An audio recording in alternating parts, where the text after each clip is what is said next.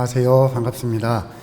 구약 성경에 나타난 선교적 교회의 의미에 대해서 말씀을 드리도록 하겠습니다. 오늘은 현장에서 목회하시는 목사님들이 대부분 자리하셔서 현장에서의 고민과 실천에 대해서 말씀해 주시는 내용으로 제가 지금 듣고 있고요.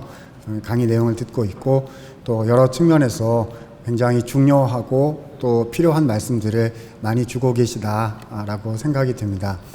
이런 정말 훌륭한 자리에 제가 무슨 이야기를 할 수 있을까 이렇게 생각을 하게 되는데요. 준비한 거 중심으로 해서 말씀을 드리도록 하겠습니다. 저는 제가 제자훈련의 전문성이 있는 사람도 아니고 학교에서 신학, 구약 성경 가르치고 있는 사람입니다. 저는 옥하는 목사님 말씀을 듣고 또 영향을 받은 세대의 후배들 중에 하나이지만 제가 현장에 대해서 얼마나 알 수가 있겠습니까? 제가 옥하는 목사님의 말씀을 많이 접한 거는 예전에 옥하는 목사님의 설교와 또 그런 내용들을 책으로 하나 편집을 해서 그 옥하는 365 날마다 읽는 묵상집 이런 책을 하나 제가 편찬을 한 적이 있는데 그때 목사님의 글 그리고 설교집들을 쭉 한번 훑어서 정리해본 그 정도의 경험이 있을 뿐입니다. 오늘은 그래서 제가 제자훈련은 무엇인가라는 어떤 화두로 접근하기보다는 주신 주제에 따라서 선교적 교회란 무엇인가라는 성경에 나타난 또 제가 정리해서 생각하고 있는 내용들을 간단하게 말씀을 드리려고 하고요. 그래서 이 내용들이 오늘 우리가 논의하고 있는 그런 주제들에 연결이 될 수 있고 또 밑거름이 될 수 있으면 좋겠다라는 생각을 가지고 있습니다. 구약 성경에 나타난 선교적 교회의 의미라고 제목을 붙였는데요. 사실 성경 전체는 선교를 이야기하고 있다라고 생각을 합니다.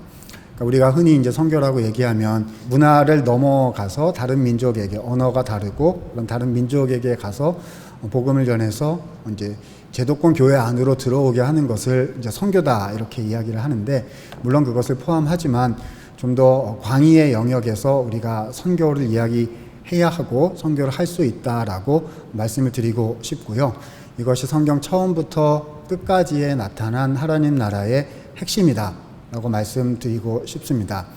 이제 제가 오늘 사용할 용어들이 좀 있을 건데요. 이제 핵심적인 용어는 이런 것들입니다.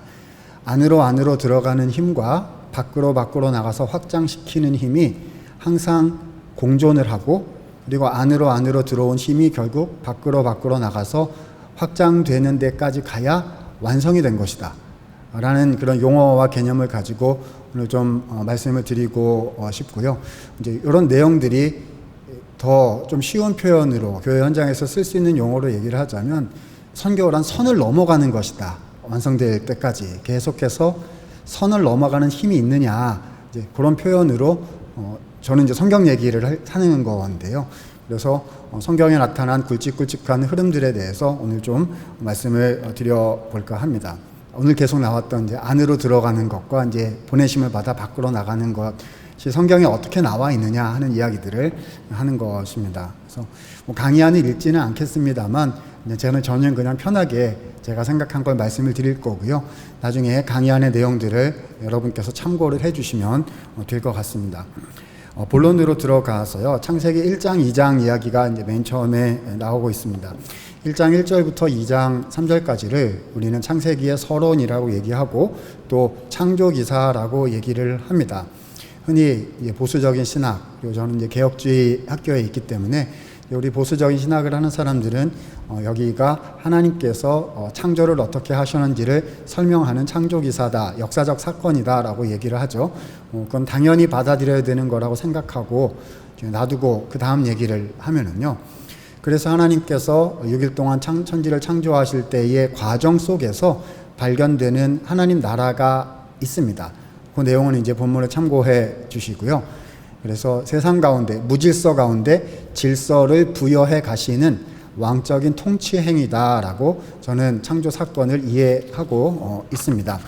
그 내용은 참고해 주시면 좋겠고요. 그런데 막상 더 중요한 내용이 어디에 나오느냐 하면 2장 4절부터 나타나게 되는 그러니까 이제 이거는 창세기로 보자면 톨레도트 족보라고 부르는 문단이 있습니다. 2장 4절부터 4장 마지막까지 있죠. 그래서 셋이 태어나는 데까지가 이제 하나의 큰 문단인데요. 거기 2장에 보면 에덴 동산을 창설하신 사건이 나타나게 됩니다. 그러면 이 에덴 동산의 의미가 과연 무엇이냐라는 거지요. 하나님께서 천지를 다 창조하신 후에 하나님의 나라를 그냥 확 완성시키셔도 됐을 건데요. 하나님께서 특정 시간과 특정 공간과 특정 사람을 선택하셔가지고 가장 한가운데에 샘플을 만드신 것이거든요. 그래서 이 에덴 동산이 나중에도 나오겠지만 나중에 성전 개념으로도 이어지는 가나안 땅도 그렇고 예루살렘도 그렇고 성전 개념으로 이렇게 쭉쭉 이어지는 그런 이제 어떤 패턴의 원형, 첫 번째 모델이 된다라고 생각을 이제 하게 됩니다. 내용들 이제 강의한 참고해 주시기를 바라고요. 근데 여기서 실패하잖아요. 아담과 하와가 실패를 하기 때문에 하나님께서 3장에 원복음을 주셔서 이제 구속 역사가 시작이 되는 것인데, 저는 에덴 동산이 특정 시간과 특정 공간과 특정 사람에 의해서 주어졌던 하나의 타입, 하나의 샘플, 하나의 패턴이라는 사실이 그 다음 구약 성경의 모든 역사에서 이스라엘이 누구이고 하나님의 나라가 무엇이고 공간이 무엇이고 시간이 무엇이고, 그러니까 경계선이 무엇인지를 설명해주는 굉장히 중요한 그런 어떤 모델로서 기능하고 있다라고 생각을 합니다. 60페이지, 61페이지를 보아주시면은요, 그림이 3개 정도 나오고 있습니다. 그래서 저는 우리가 이제 오늘도 계속 나오는데요, 이렇게 부르심을 받아서 안으로 들어오고 그냥 밖으로 보내심을 받는다라는 이야기가 그냥 성경 전체에 다 나온다라고 생각하거든요. 한두 구절에 나오는 게 아니라 다 이 그림으로 설명이 된다라고 생각하기 때문에 글로 풀어낸 거는 이제 나중에 참고를 해주시고 그림 가지고 좀 설명을 해보도록 하겠습니다. 자, 먼저 그림 보시기 전에 이런 얘기를 해야겠죠. 에덴 동산에서 이제 완성이 안 되고 실패를 한 건데요. 그래서 이제 원복음이 나오고 쭉 구속 역사가 시작이 된 건데, 에덴 동산에서 완성이 되었다면, 그러면 에덴 동산에서만 완성이 된 게 아니라 모든 시간과 모든 공간과 모든 피조물에게 하나님의 나라가 완성되는 그림이었을 겁니다. 그것을 나중에 이 모든 것을 이루시는 예수님께서 오셔서 신약시대 종말의 시작으로서 하시는 거 아니겠습니까? 그래서 그런 그림이 시간 속에서, 공간 속에서, 그리고 사람들의 구별됨 속에서, 그러니까 이제 개혁파 용어로 쓰면 영역이라고 얘기를 할 수 있겠죠. 그 시간에도 적용할 수 있고, 공간에도 적용할 수 있고, 사람에도 적용할 수 있고, 그렇죠? 그게 공동체냐, 교회 아니냐, 교회 밖이냐, 나가서 이게 언론이냐, 경제냐, 문화계냐, 교육계냐, 온갖 종류의 우리의 일상들을 이제 거기에 이제 영역으로 이제 우리가 이해를 할 수가 있을 텐데요. 자, 첫 번째 공간에 대해서 한번 생각해 보도록 하겠습니다. 모든 피조 공간을 구속하시기 위해서 에덴 동산과 같은 가나안 땅을 선택을 하셨죠. 아브라함에게 주신 아브라함 언약입니다. 그런데 그 안에 언약이 발전하다가 하나님은 중앙성소 규정을 주시고, 그리고 다윗에게 언약을 주심으로 특정한 한 공간을 또 선택을 하십니다. 그게 바로 예루살렘 성이고, 그래서 하나님의 성, 거룩한 성이라고, 거룩의 구별 얘기가 이제 나오게 되는 것인데요. 근데 그 안에 들어가면 더 거룩하게 구별된 공간이 있죠. 바로 성전이고, 그 다음에 성소이고, 가장 거룩하게 구별된 공간인 지성소가 있습니다. 이게 거룩의 구별이라고 부르죠. 안으로 들어갈수록 땡기는 힘이 더 큰 것이고요. 더 구별된 것이고, 더 아무나 갈 수 없는 거룩의 구별들이 있습니다. 그런데 이런 그림은, 그렇죠?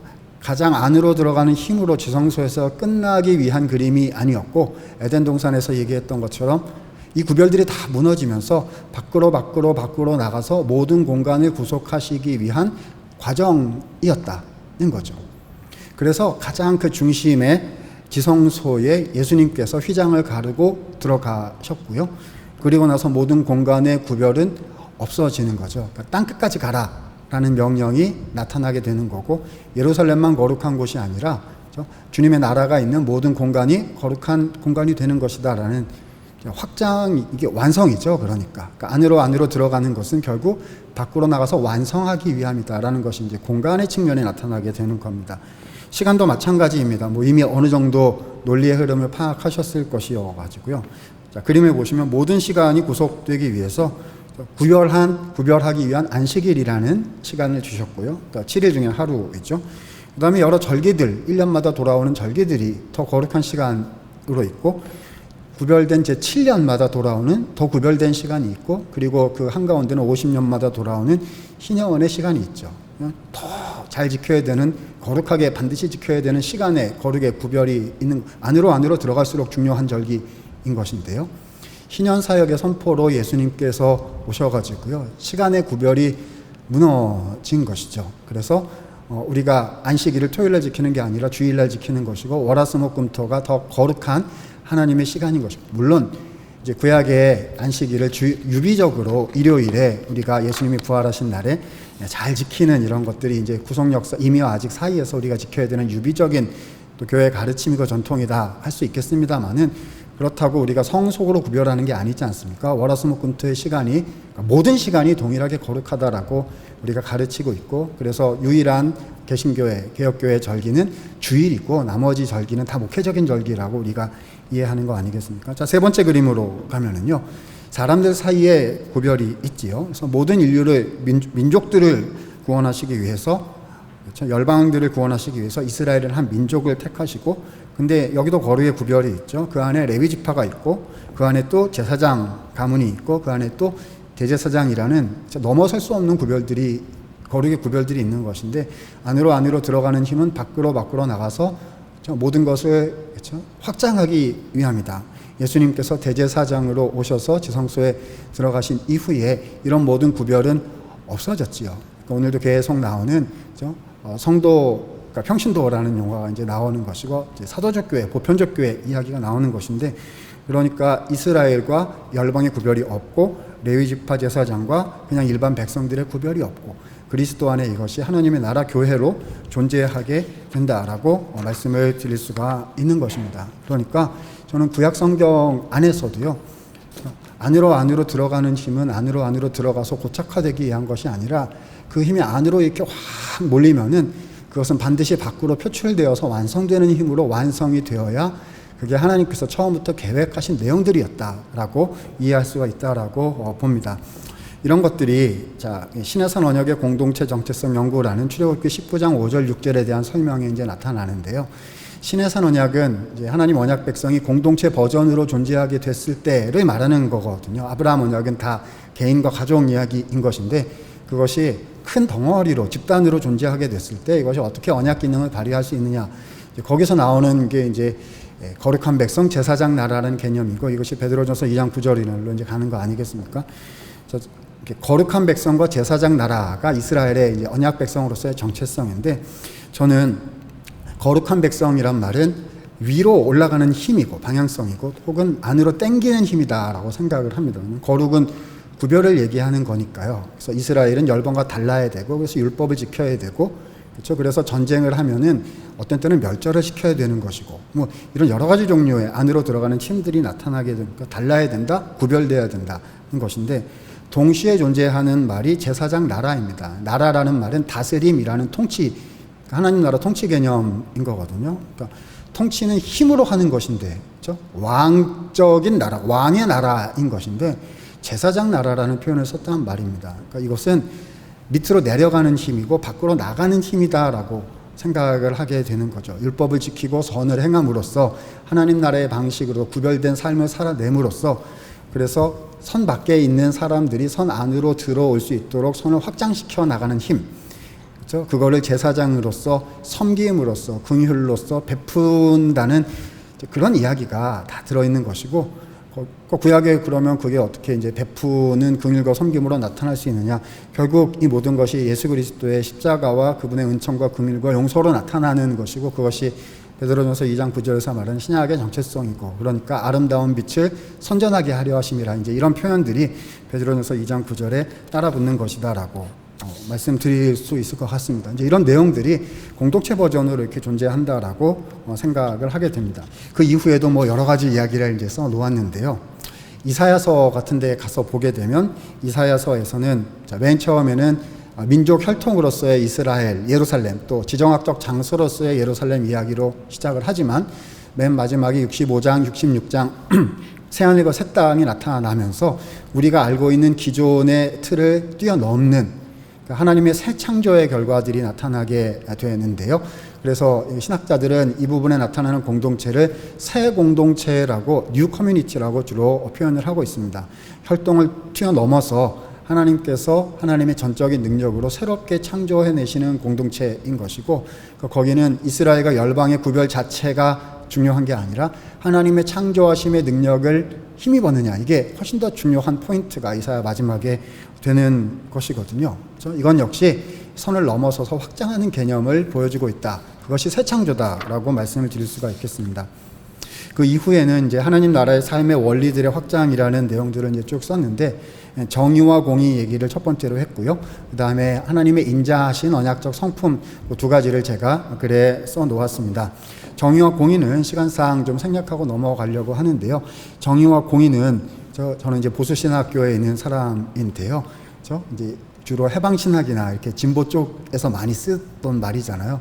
저는 이것이 보수냐 진보냐에 의해서 쓸 수 있는 용어냐 아니냐 이렇게 갈라지지 않는다고 생각하고, 성경 자체에 매우 중요한 가르침이어서 보수 언약신학을 하는 저와 같은 학교에 있는 사람들이 너무나 중요하게 다뤄야 되는 주제라고 생각이 듭니다. 그러니까 하나님 나라인 거거든요. 하나님의 의가, 여기서 이제 정의는 하나님과의 인격적인 관계의 회복을 이야기하는 것이고, 공의는 하나님 나라의 다스림이 그 공동체 안에서 실제로 이루어져서 모든 삶의 상황들 속에서 그것이 터치되고 이루어지는 것을 이제 공의라고 부른다고 생각되거든요. 그래서 이것이 아브라함 언약뿐만 아니라 다윗 언약에서 다윗에게 주신 통치에 있어서도 굉장히 중요한 가치로, 통치의 원리로 되어 있고, 그래서 선지자들이 그렇게 많이 얘기를 했다라고 말씀을 드릴 수 있겠고요. 거기에 대한 저의 견해가 본문 설명이 쭉 나타나 있으니까 한번 참고해 주시면 좋겠습니다. 긍휼, 인자, 자비라는 말에 대해서도 그것만 말씀드리고 쭉 이제 정리를 좀 해보고 싶은데요.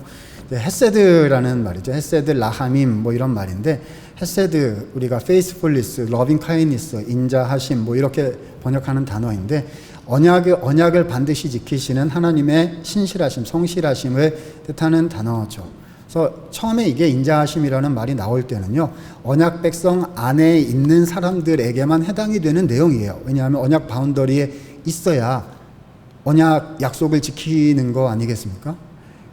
그래서 이런 내용들이 계속 나와요. 그런데 이 제가 발견한 인자하심의 특징은 뭐냐 하면, 하나님은 인자하신 하나님이라고 얘기할 때 자꾸 선을 넘어가세요. 그죠? 그래서 출애굽기 34장 6절에 여호와라 여호와라 은혜롭고 자비롭고 노하기를 더디하시고 인자와 긍휼이 많은 하나님이라, 거기 헤세드가 하나님의 성품으로 처음 소개되는데, 금송아지 사건으로 반역한 자들을 멸절시키셔야 마땅하신 순간에 아브라함에게 주셨던 약속, 언약을 기억하시고 용서해 주시고 언약을 재체결시켜 주시거든요. 그러니까 구속하시기 위해서, 하나님의 백성들을 끝까지 지켜주시기 위해서 하나님은 회개하지도 않은 사람들에게 먼저 용서를 베푸시는, 선을 넘어서 우리에게 오시는 모습이 여기에 나오고 있습니다. 근데 이 인자하심이 성경 이후에 또 이제 구약 뒷부분에 가서 되게 많이 나타나게 되는데, 소선지서에 되게 많이 나오거든요. 호세아, 고멜과의 사랑부터 시작해가지고 인자함으로 장가드는 데있다 하시면서 나타나게 되는데, 그 내용이 소선지서 전체를 통해서 인자하심이라는 주제가 되게 발전해 나갑니다. 주제가 막 발전을 해 나갑니다. 요엘서에 보면은요, 요엘서에 보면 마지막 날에 내가 나의 영을 부어주리니 뭐 이런 얘기 나오는데, 요엘서 3장에 가면 하나님의 인자하심이 언약 백성에게는 해당이 되는데, 이스라엘에게는 해당이 되는데 열방에게는 해당이 안 돼요. 그래서 여호사밧, 여호와께서 심판하신다라는 골짜기에서 열방은 다 그냥 심판의 대상이 되고요. 오바댜서에서도 열방은 심판의 대상이다, 에돔은 심판의 대상이다, 만국을 심판한다, 이렇게 쭉 가거든요. 그런데 그 다음 책인 요나서에 가면 놀라운 메시지가 나오죠. 언약 백성 헤세드는 언약 바운더리 안에 있는 언약 백성에게만 주시는 거여야 되거든요. 그게 요나의 입장이었죠. 근데 하나님은 이 아수르 사람들이 회개한다고 인자하심을 베풀어 버리십니다. 그러니까 4장 2절에 인자하신 하나님은 인자란 그런 게 아닙니다라고 요나가 하나님을 가르치려고 들죠. 이럴 줄 알았습니다. 그러니까 내가 도망가는 거였습니다. 하나님의 입장은 뭐냐면, 언약 백성이 아니라 바운더리 밖에 있는 사람들에게도 나는 인자를 베푼다.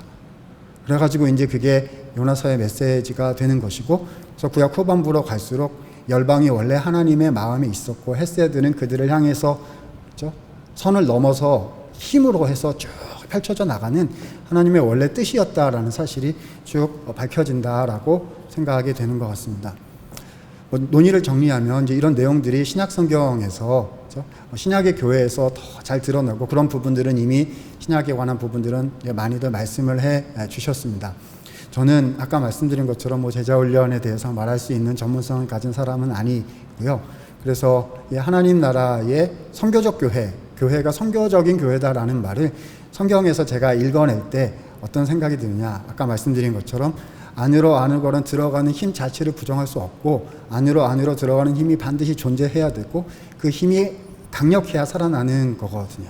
안으로 들어와서 은혜를 받고, 여기서 말씀으로 변화되고, 그 말씀을 가지고 나누고, 이런 게 돼야 이게 이제 힘이 생겨나는 것이고, 여기서 살아나는 게 생겨나는 건데, 이 힘이 흘러가야 된다. 이제 밖으로 흘러가서 모든 영역들 안에, 이제 개혁주의 영역 주권인데요. 그래서 어떻게 선을 넘어가게 할 것인가, 어디로 힘을 흘려보낼 것인가, 이런 것들이 우리의 고민과 숙제가 아닌가라고 저는 이제 이론을 공부한 사람으로서 생각하게 되는 것 같습니다. 자, 오늘 저는 여기까지 하겠습니다. 감사합니다.